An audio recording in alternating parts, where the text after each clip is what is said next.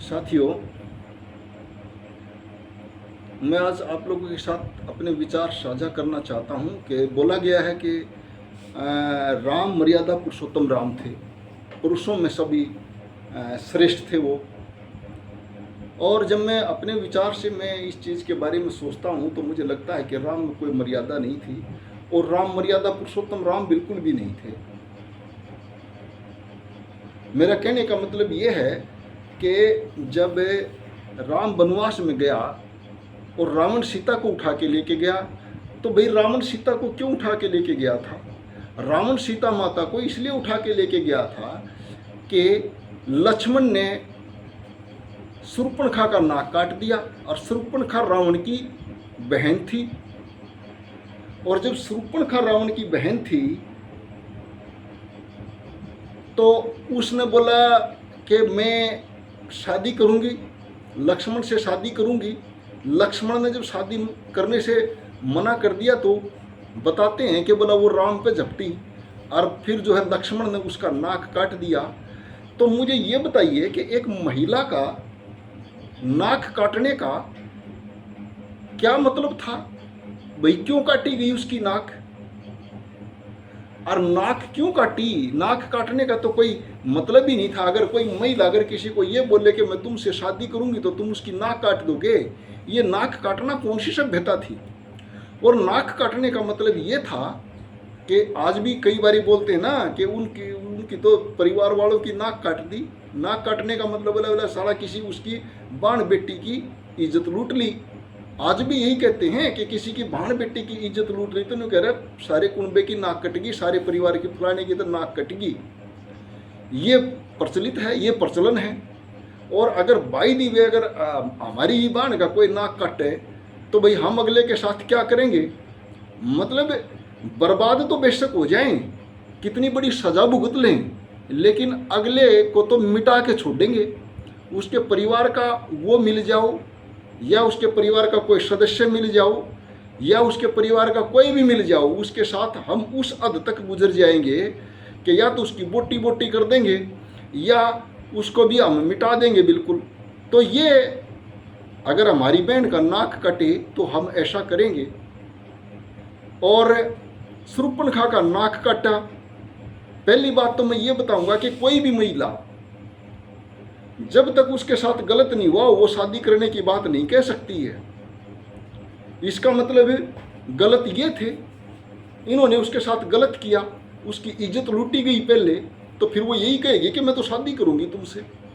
नहीं तो किसी भी महिला का आज भी जाके देख लो, आज भी कोई महिला ये नहीं कहे कि मैं तुमसे शादी करूंगी, कोई महिला नहीं कहती है।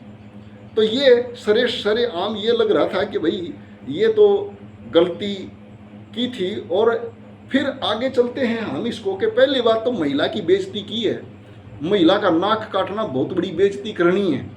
महिला को और भी कुछ कहा जा सकता था, और नाक काटने का सीधा सीधा मकसद यही लगाते हैं कि नाक काटने का मतलब किसी की इज्जत लूटना है। हमारे हरियाणा में, पंजाब में, राजस्थान में, दिल्ली में, यहाँ इस एरिया में जहाँ के हम रहने वाले हैं वहाँ नाक काटने का मतलब बहुत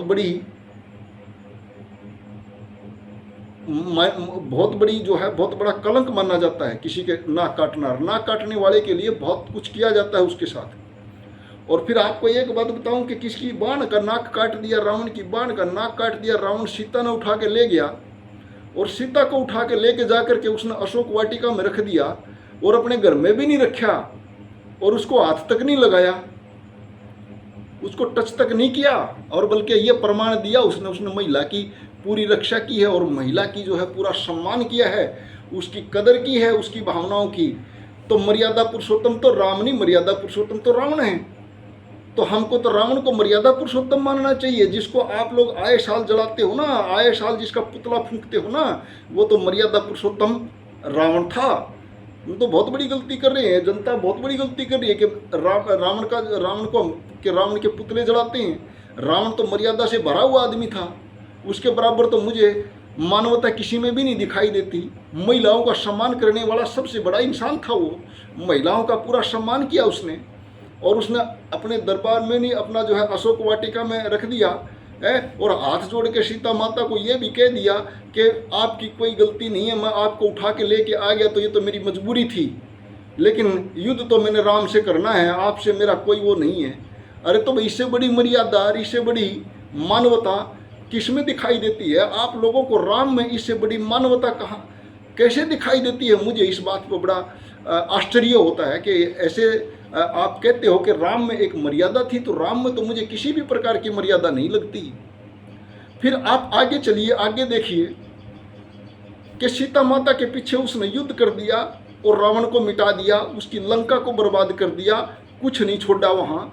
और फिर शक की नज़र देखो, शक की नज़र देखो उस राम की, जिसको आप मर्यादा पुरुषोत्तम कहते हैं, जिसको कहते हैं कि वो सारी सृष्टि ही उसी से शुरू होती है और उसी पे उसका अंत होता है। उस राम ने फिर सीता माता की अग्नि परीक्षा ली। बताओ भाई, ये हर महिला की बेइज्जती नहीं है क्या? महिला की आत्मसम्मान को इतना बड़ा ठेस पहुंचता है, इसका मतलब राम माता सीता के चरित्र पर बहुत बड़ा शक करता था। इसका मतलब तो यही हुआ।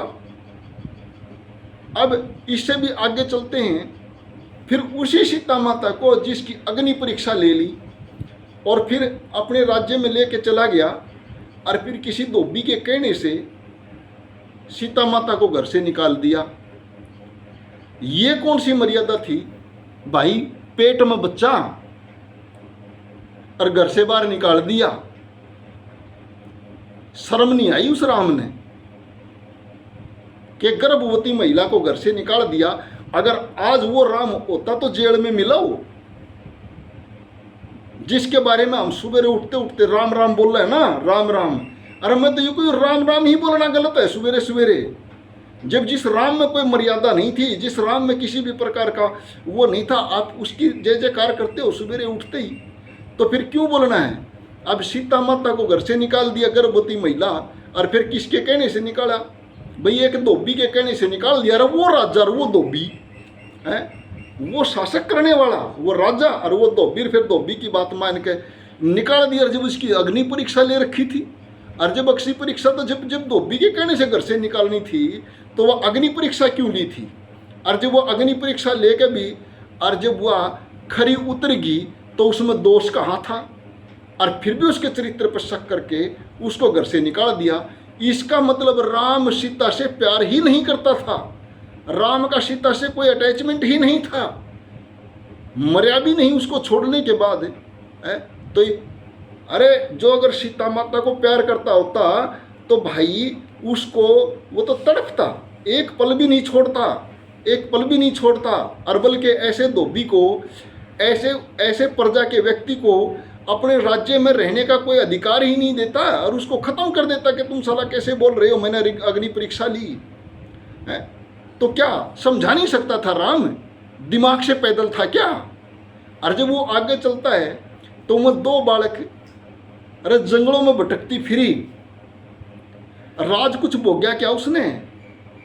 वहाँ आई, उसको वनवास मिल गया, फिर उसके घर जो है वहाँ बनों में भटकती रही है। और वहाँ से भटकने के बाद फिर जब थोड़ा बहुत उसने विश्राम करने का जब समय आया तो फिर वो वनों में भटकने के लिए मजबूर कर दी। अरे राम, उसकी सीता की क्या गलती थी बता दे मुझे, किसी लेवल पे क्या गलती थी उसकी? कोई गलती नहीं थी, बस ये था कि वो प्यार ही नहीं करता था, मुझे तो यही लग रहा है सारे दृश्य से।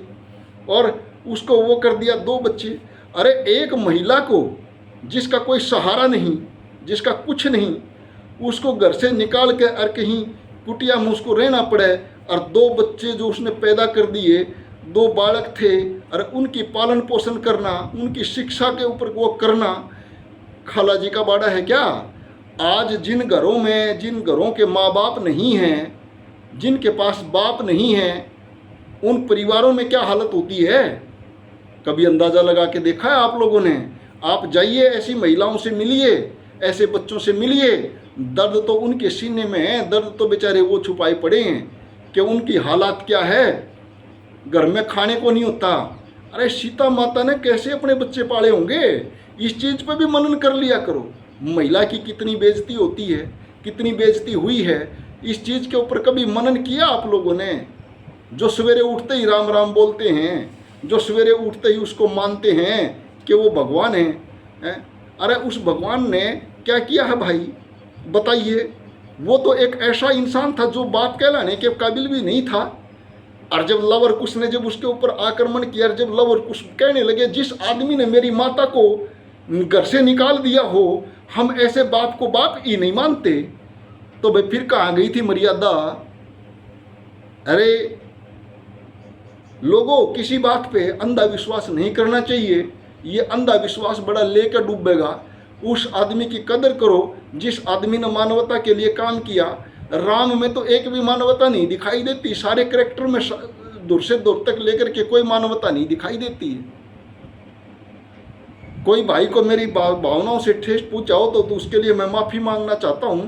और इस बात के ऊपर मैं ये कहना चाहता हूं कि भाई आपको मेरा विचार पे अपनी राय जरूर दीजिए और मेरी इन बातों का जवाब भी दीजिए कि राम में कौन सी मर्यादा थी और कैसे वो मर्यादा पुरुषोत्तम से जिसका सवेरे सवेरे उठकर नाम लेते हो हैं। और अगर मेरी बात अच्छी लगी हो तो इस बात को शेयर करना ना भूलें। जय हिंद, जय भारत।